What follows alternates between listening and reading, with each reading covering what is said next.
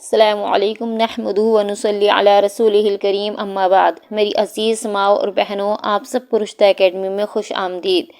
حضرت ابن عباس رضی اللہ تعالیٰ عنہ سے روایت ہے کہ حضور اقدس صلی اللہ علیہ وسلم نے اپنے چچا حضرت عباس رضی اللہ تعالیٰ عنہ سے فرمایا، اے میرے چچا، کیا میں تمہیں ایک عطیہ کروں، ایک بخشش، ایک چیز بتاؤں، تمہیں 10 چیزوں کا مالک بناؤں؟ جب تم اس کام کو کرو گے تو حق تعالی شانہ تمہارے سب گناہ، پہلے اور پچھلے، پرانے اور نئے، غلطی سے کیے ہوئے اور جان بوجھ کر کیے ہوئے، چھوٹے اور بڑے، چھپ کر کیے ہوئے اور کھلم کھلا کیے ہوئے، سبھی معاف فرما دیں گے۔ وہ کام یہ ہے کہ 4 رکعت نفل صلاۃ التسبیح کی نیت سے پڑھو، اور ہر رکعت میں جب الحمدللہ اور سورہ پڑھ چکو تو رکوع سے پہلے سبحان اللہ والحمد للہ ولا الہ الا اللہ واللہ اکبر 15 مرتبہ پڑھو۔ پھر جب رکوع کرو تو 10 مرتبہ پڑھو، پھر جب رکوع سے کھڑے ہو تو 10 مرتبہ پڑھو، پھر سجدہ کرو تو 10 مرتبہ اس میں پڑھو، پھر سجدے سے اٹھ کر بیٹھو تو 10 مرتبہ پڑھو، پھر جب دوسرے سجدے میں جاؤ تو 10 مرتبہ اس میں پڑھو، پھر جب دوسرے سجدے سے اٹھو تو دوسری رکعت میں کھڑے ہونے سے پہلے 10 مرتبہ پڑھو۔ ان سب کی مقدار 75 ہوئی۔ اگر ممکن ہو سکے تو روزانہ 1 مرتبہ اس نماز کو پڑھ لیا کرو، اور یہ نہ ہو سکے تو ہر جمعے کو 1 مرتبہ پڑھ لیا کرو، اور یہ بھی نہ ہو سکے تو ہر مہینے میں 1 مرتبہ پڑھ لیا کرو، یہ بھی نہ ہو سکے تو ہر سال میں 1 مرتبہ پڑھ لیا کرو، اور اگر یہ بھی نہ کر سکو تو عمر بھر میں پوری زندگی میں 1 مرتبہ پڑھ لیا کرو۔ ایک صحابی اور کہتے ہیں دوسری حدیث میں کہ مجھ سے حضور اقدس صلی اللہ علیہ وسلم نے ارشاد فرمایا، کل صبح کو آنا، تم کو ایک بخشش کروں گا، ایک چیز عطا کروں گا، ایک عطیہ دوں گا۔ وہ صحابی رضی اللہ تعالیٰ عنہ کہتے ہیں، میں ان الفاظ سے یہ سمجھا کہ کوئی مال عطا فرمائیں گے۔ جب میں حاضر ہوا تو نبی کریم صلی اللہ علیہ وسلم نے مجھے 4 رکعت نماز کی تعلیم فرمائی اور فرمایا کہ اگر ساری دنیا کے لوگوں سے زیادہ تم گناہ گار ہو تو تمہارے سارے گناہ معاف ہو جائیں گے۔ میں نے عرض کیا کہ اگر میں اس کو دوپہر کے بعد نہیں پڑھ سکوں تو کس وقت میں پڑھوں؟ تو آپ نے ارشاد فرمایا کہ دن یا رات میں جس وقت ہو سکے اس وقت پڑھ لیا کرو، مگر اس کا بہترین وقت جو ہے وہ زوال کے بعد ظہر سے پہلے پڑھنے کا ہے۔ حضرت عبداللہ ابن مبارک رحمۃ اللہ علیہ اور بہت سے علماء اس نماز کی فضیلت کو بیان کرتے ہیں، اور اس کا دوسرا طریقہ یہ بیان کرتے ہیں کہ سبحانک اللہم پڑھنے کے بعد الحمد شریف پڑھنے سے پہلے 15 دفعہ ان کلمات کو پڑھیں، پھر اعوذ بسم اللہ پڑھ کر الحمد شریف پڑھیں، پھر دوسری سورہ پڑھیں، اور دوسری سورت پڑھنے کے بعد 10 مرتبہ پڑھ لیں، تو یہ 25 مرتبہ ہمارے قیام کی حالت میں کھڑے ہونے میں ہی ہو جائے گی۔ پھر رکوع میں 10 مرتبہ پڑھیں، پھر رکوع سے اٹھ کر 10 مرتبہ، پھر دونوں سجدوں میں اور سجدے کے درمیان بیٹھ کر 10 مرتبہ پڑھ لیں، تو یہ سب 75 ہو جائے گی۔ تو اس طریقے سے ہماری 300 پوری ہو جائیں گی۔ علماء امت، محدثین، فقہا، صوفیہ ہر زمانے میں ہر وقت میں اس نماز کا اہتمام کرتے رہتے تھے۔ ابو الجوزہ رحمۃ اللہ علیہ جو ایک بڑے تابعی ہیں، اس کا اہتمام کیا کرتے تھے، اور روزانہ جب ظہر کی اذان ہوتی تو مسجد میں جاتے اور جماعت کے وقت تک اس کو پڑھ لیا کرتے تھے۔ عبدالعزیز بن ابی رواد جو ابن مبارک رحمۃ اللہ علیہ کے بھی استاد ہیں، اور ابن مبارک رحمۃ اللہ علیہ جو ہیں یہ امام بخاری رحمۃ اللہ علیہ کے بھی استادوں میں سے ہیں، فرماتے ہیں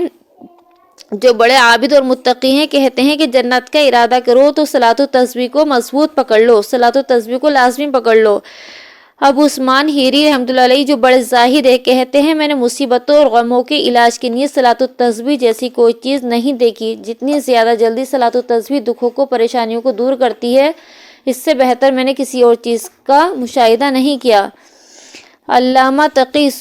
سبکی رحمۃ اللہ علیہ فرماتے ہیں کہ یہ نماز بڑی اہم ہے، بعض لوگ اس کا انکار کرتے ہیں اس کی فضیلت کا، تو اس سے دھوکے میں نہیں آنا چاہیے۔